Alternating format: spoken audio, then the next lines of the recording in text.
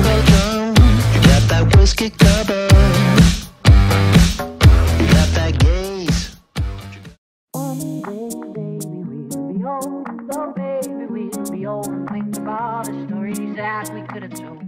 Brief introduction. So my name is Guillaume Fressinet.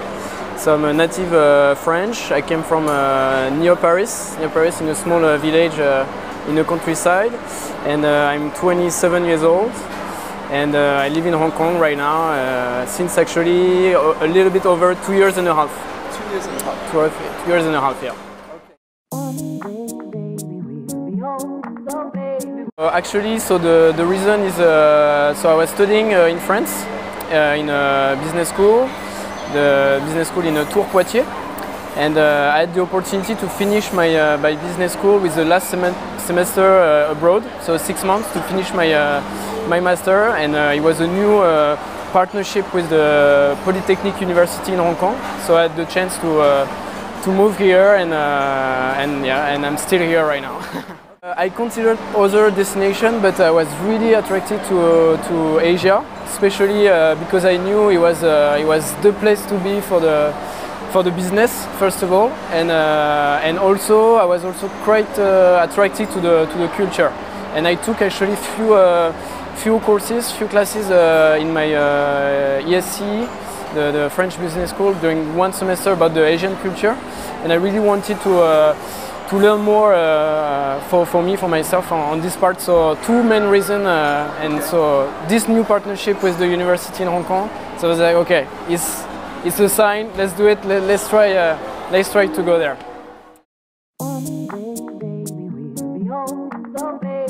First time, I never came here before, and actually I never lived by myself abroad for a long time, like over a few months. So really a new start for me. Yeah. And what were your first impressions of Hong Kong when you arrived? Amazing. Like, to be honest, I mean, I had few friends directly. So first of all, I knew only one guy here, so completely new, everything new for me, and directly in my mind I was like, okay, I go there. I want to see the city, to experience something new. And but actually, yeah, let's see how it goes. Maybe no need to plan too long. Let's see. And actually, after a few days here, like seriously few days, I was like, wow, this is so amazing, so nice. Just the city, the first impression, like really good. So what was so different from France? Everything's so different. I mean, since I arrived, the landing in Hong Kong, takes the first taxi to go to the university, seeing all the buildings around. I remember also all the ships and all the containers. So I was like, wow, this is really the place, like trading goods from everywhere in the world. And I mean, for this part, I was like, wow, that's something. And then you arrive inside the city, and you see all these Chinese characters everywhere, and you hear people, and you cannot understand a thing. I mean, it's just like the feeling like this is a place where I will experience something new every day, and I will learn so much. And I don't know, I had this attraction, like I was so attracted to it, and yeah. And then after days, and I mean, it becomes even more and more interesting. Like, yeah, meeting more and more people, visiting around, doing more and more activities, and yeah. Yeah. I decided that quite soon. Yeah, seriously after a few days, or yeah, few weeks, let's say, like 1-2 weeks. Yeah. No more. And I think he helped me quite a lot, because to settle down here, I would say many people want to do that. Not that easy as it seems to be. Yeah. So I think that he was fortunate that since the beginning I had this idea in mind, because I had the time to kind of prepare myself, I would say. Yeah, to plan it. I was a student, exactly, so student visa, that's correct, for only 5 months, as far as I remember. So I was below the 6 months, so I had no HK ID at that time. Okay, So, because if so you stay longer than 6 months as a student. yeah, I you think get so. the I think HK. 6 months you have this HKID, which is That's a good tip. which is a little bit more convenient. Yeah. For the main reason is when you travel abroad in Asia or anywhere. I mean, when you pass the immigration, it's much faster. You just have to use the card and your fingerprints. No need to talk to anyone so no need to queue. Everything is automatic, so that's pretty good. And also, like for many activities in Hong Kong, actually they will ask you your HKID card. You So have to open a bank account. How did you do when you arrived? to open a bank account, so good question. So me, I had the chance to have a HSBC account in France, Okay. so it was very convenient for me for that. So I didn't have to the first month to open a bank account here. So I used my HSBC French bank account and directly convert to the HSBC Hong Kong and the sister company like the Ensign Bank. Yeah. Okay, so it was free of charge. So I just had to withdraw money from there and. So that was part. Of course, obviously, I arrived in Hong Kong with a place to stay. Yeah. So as a student, like to finish my master, so I was part of the university program. So I joined actually the student hall of the university. So with all the foreign students and the local one actually. And so I was in the student hall. So really convenient because it was amazingly cheap. Yeah. So really good for me to save money. Yeah. Because Hong Kong is a very expensive place, very expensive That's city. what everyone tells us. Yeah. So yeah, really good for that, and also in a way really good to meet people and to directly have the chance to interact with local people and also exchange students, So exchange even students. locals, So like you met many locals during your semester? I met many locals. Yeah, that's correct. Just to be honest, quite hard to really get in touch seriously with local people, like to start real friendships.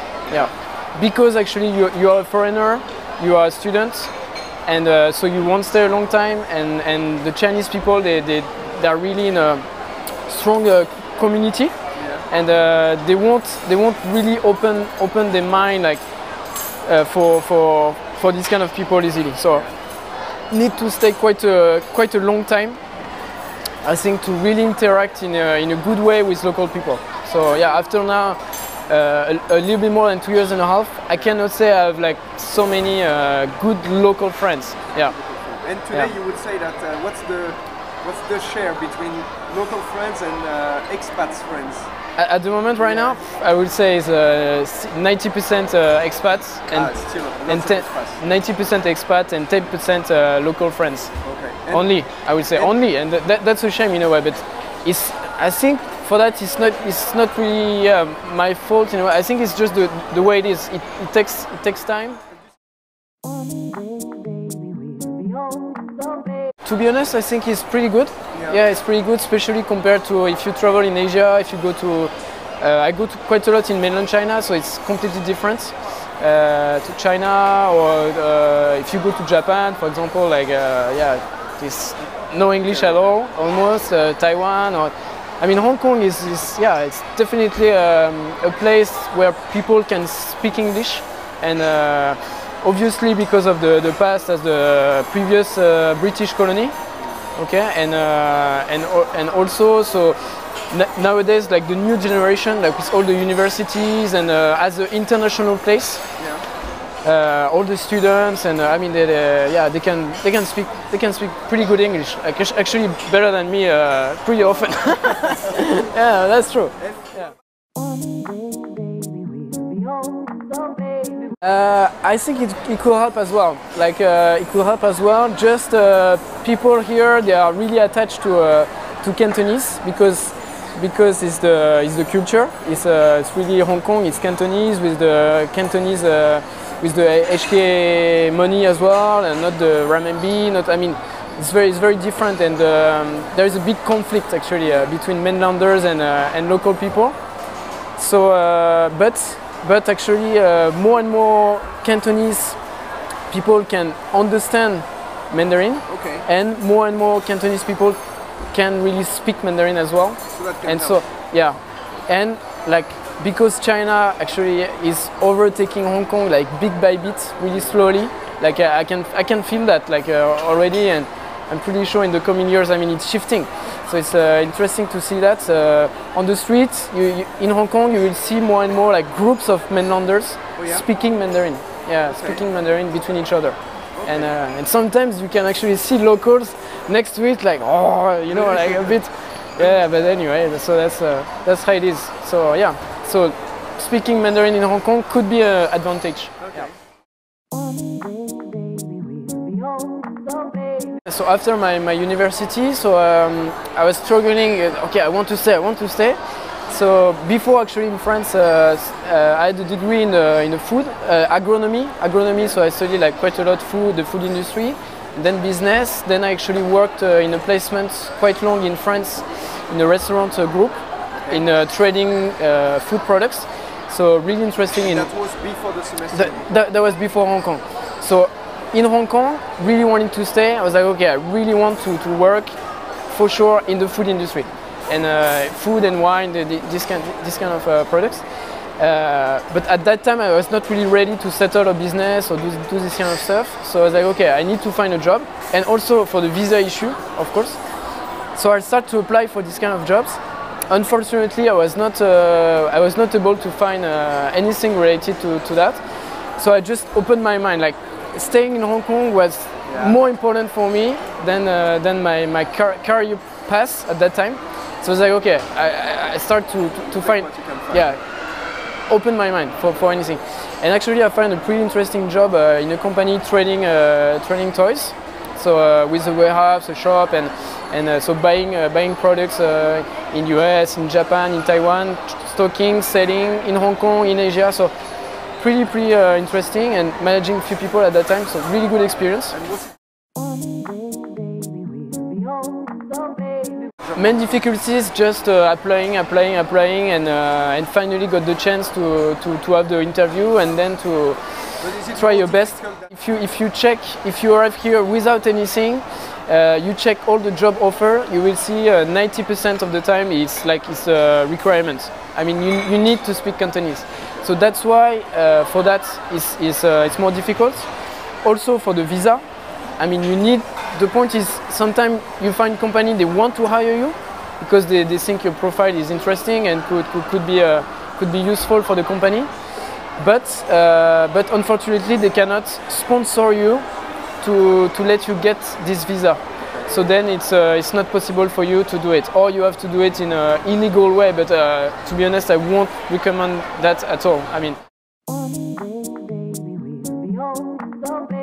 so you need quite a lot of documents. So mainly like obviously to check your background, so your CV, what you did before, some recommendation letters, all your criminal records, this kind of compulsory documents, and then you will have to do kind of a process, like ask your future employer to help you to justify why you will be better as a foreigner in this company rather than a local people. Okay. So how you will benefit to the Hong Kong economy, like why you and not a Hong Kong people, which makes sense actually. I mean, in France it's the same. Like a Chinese guy cannot easily get a visa, so it's kind of the same. I think it's fair. It's fair. Yeah. It's fair, but not always a easy process. Have you seen? Yeah, I've seen a few of my friends having difficulties on this process. So sometimes it's just a matter of the procedure is not done correctly. So yeah, so I would really suggest to take the time to do it perfectly with all the documents, everything like precisely. Yeah. Very, very important. And if it's too tough for the employer and yourself, maybe pay a little bit more, and don't hesitate to ask a lawyer or something like that to help you. So obviously it will cost you some money, but around 15K or 15 to 20K Hong Kong. So yeah, but that will help. That will help for sure. So the normal procedure is 4 weeks. 4 weeks. 4 weeks. Okay. Yeah. 4 weeks. During these 4 weeks, you cannot work you cannot work, so you just have to wait and yeah, finger crossed. You pray, you go to church a lot. No, yeah, you just wait a bit. Yeah. So I stayed in that company for 8 months. 8 months, and I learned a lot. It was really interesting for me. I was the only foreigner, so not easy, I would say, in a way, because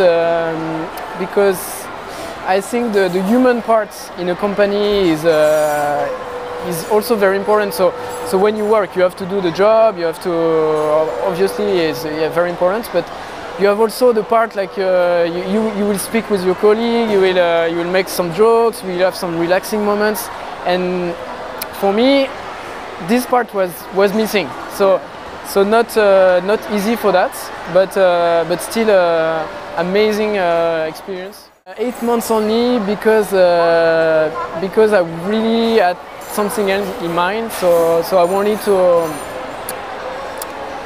to start a new challenge for myself. So yeah, to create my own thing. So very interesting, like since the beginning on the food and wine, trading these kind of goods.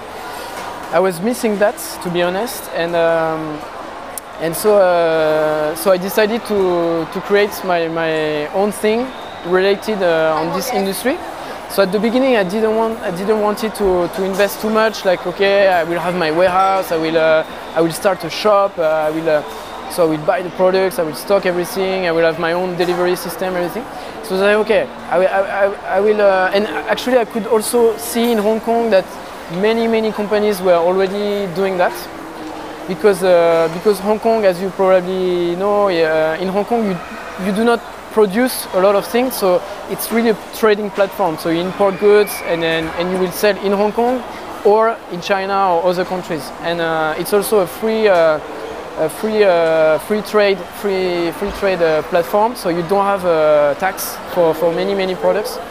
So that's why it's big competition, very competitive, and so many companies doing that already. So I was like, okay, I'm sure I can find something in this industry, but something a bit in the middle. So I started a company. I call it Trade Gourmet Limited, and I wanted to be a consultant or agent or something like that, more in the middle, to help actually companies, many French companies, to start to sell their products in Hong Kong, but at that time without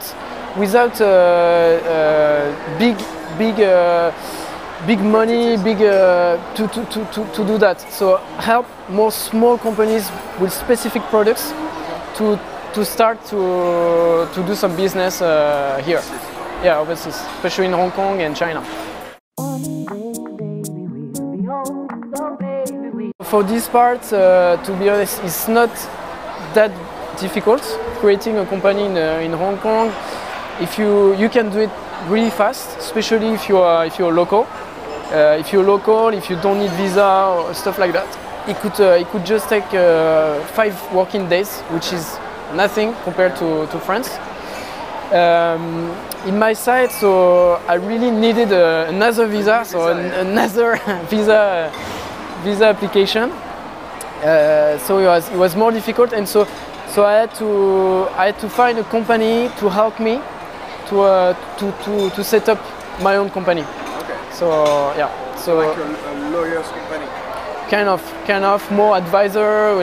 They know everything related to set up a business in Hong Kong, and also all the law and everything. So the way it works is that first you create the company and then you apply for the visa. Okay. So exactly. So I create that you create the company. So doesn't work. Anyway, creating companies and stuff like is about taking risk at one point. So me was like, okay, I do it, let's go. So first I had to quit my job and then create my company, so set up the companies, and then so actually I still had my previous working visa, so I had few months actually to start a bit the business, and then to prepare my working visa application for my own company.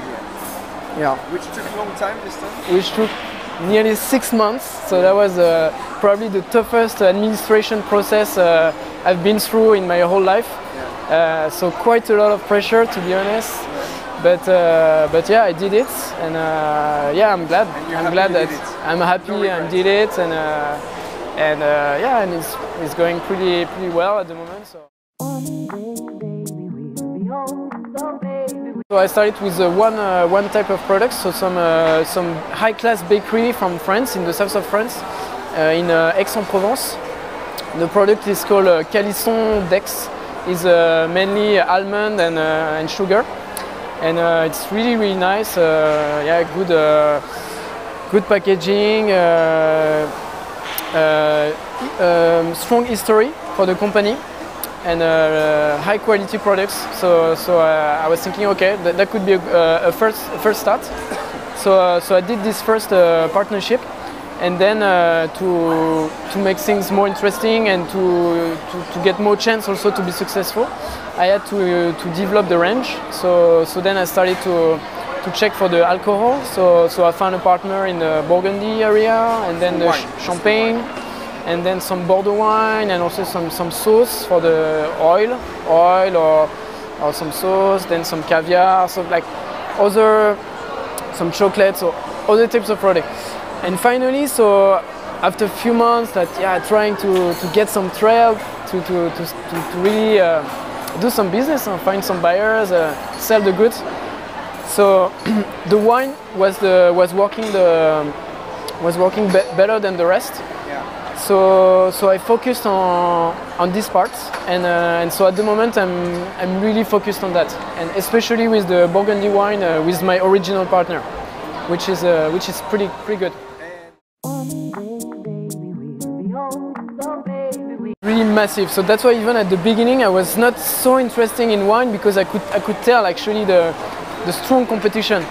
But what was really good for me is actually I kind of had the opportunities, thanks to my partner, to extend my market not only for Hong Kong, but then for Hong Kong, Macau, then Hong Kong, Macau, China, and so at the moment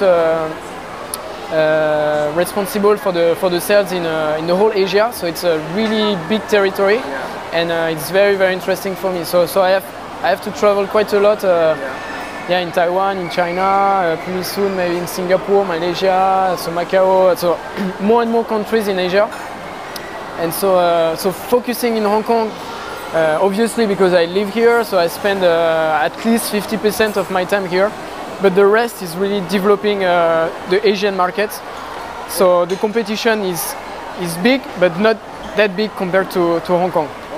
In the wine industry, sometimes people, I mean, it's a strong competition. So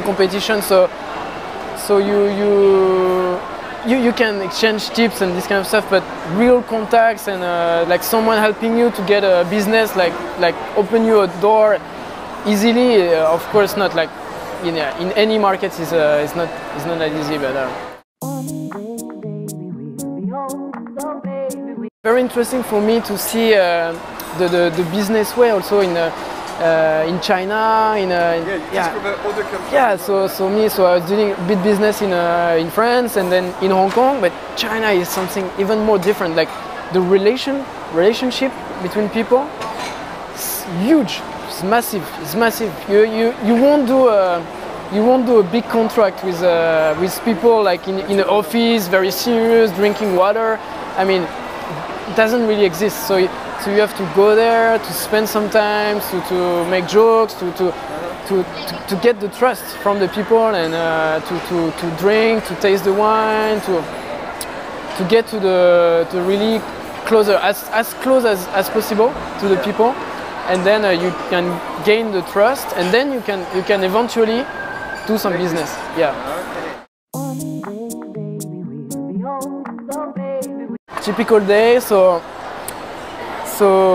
managing myself at the moment. So the schedule is not okay. I have a typical day. I wake up every day at 6 a.m. and then no, it's not like that. But I try my best, of course, to wake up not too late, so around 8 or 9 a.m. in the morning. Then if I am in Hong Kong, I will do some paperwork or some email. And then the afternoon, I try to save some time for the meetings. So usually, the best meeting time for me is between 3 to 6 p.m. And then if I have time, I can also go out in Hong Kong, try to meet some clients, or go in bars or restaurants, hotel, like get more and more network. And very often, actually, when I come back at night, I will also work. So sometimes I work at night. I mean, I don't really care. It's not very fixed. Yeah. But usually it's very long days. I mean, you. Yeah, of course. Yeah, Hong Kong. So that's something with Hong Kong. So me, at the moment, is kind of my own thing. But any job, be prepared to work quite hard. a lot, to work hard. Play hard if you have the opportunity, and to open your mind, meet people, and be happy and enjoy your life, because it's not just about working. But that's a part quite important in the culture. Yeah, you have to work.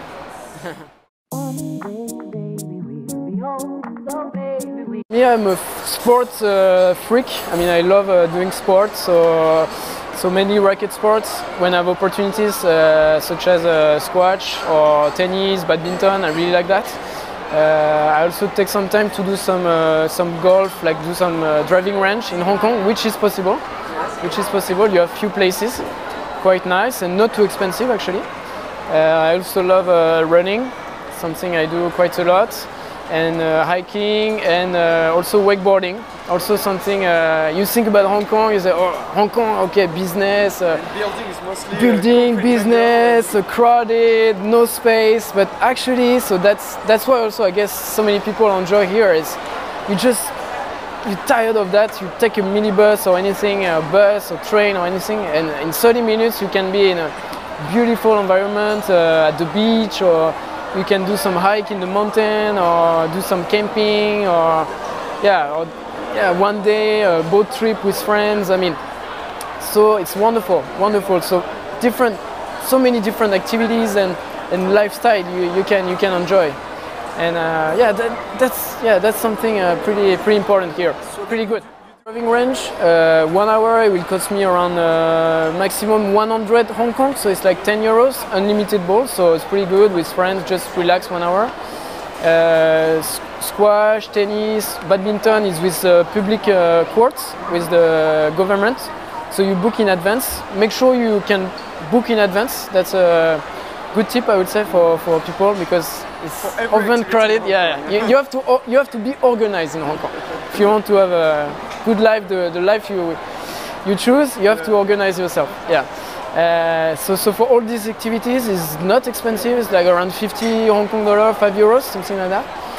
And wakeboarding, so you share with friends. Usually, if you do only wakeboarding for 1 hour, you will pay around 350 each, which is more expensive, but yeah, once in a month or twice in a month, I mean, could be okay, depending on your salary, budget, on everything. And hiking obviously is free. I mean, running free, all the sports. I mean,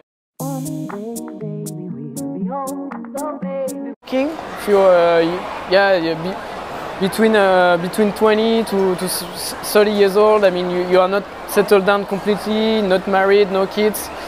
I would say to have a correct lifestyle, you need to count between 8 to 10K for the flat per month, and then for the food and activities, everything, probably 7 to 10K as well. Okay. Yeah, I would say so. Between 15 to 20K or more, of course. Yeah. That would be the minimum to have a good life here. Okay. Yeah, a good life here, I would say. Yeah. But if you can have more, obviously that's better. Yeah. To increase salaries in Hong Kong it's amazing. It's the place to be. Also because very often you will have an employer, like he hires you, like let's say he will give you 20K, 15 to 20K for a young guy just after bachelor or master, and then so you will have easily the opportunity, if you do a good job, if you're really into your job, and and yeah, you do a good job. You can get easily 25% increased salary or even more after 6 months or 1 year. That's something possible. And lots of responsibilities. And lots of responsibilities. I mean, directly. So from my experience, I had the chance to manage 3 people directly. So really good. But I have other friends is the same or even better situation sometimes. So it's something quite nice. Something you won't have necessarily in France. Yeah, I would say. So? Yeah, I don't think so. Yeah.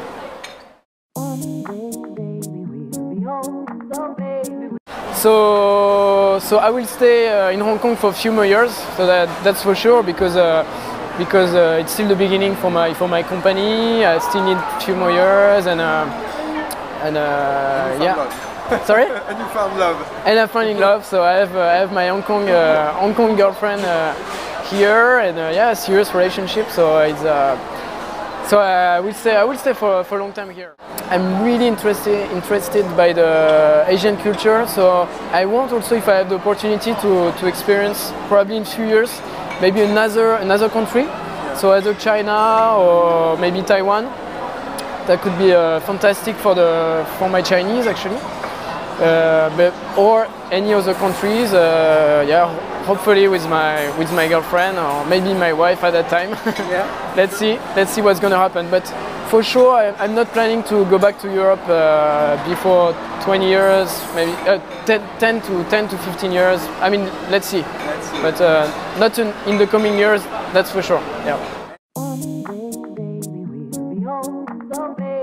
Hong Kong, I would think like, especially if it's the first time you travel abroad and you want to settle down in a city you don't know in Asia, I would say Hong Kong could be a pretty good choice because it's not a big shock in a way that you can really choose what you want to be and what you want to do here. So if you want to be French in Hong Kong, it's no problem. I mean, you just stay with French people and you eat French, you speak French every day, you can work in French company. I mean, same for a guy from US, and from a guy from Australia.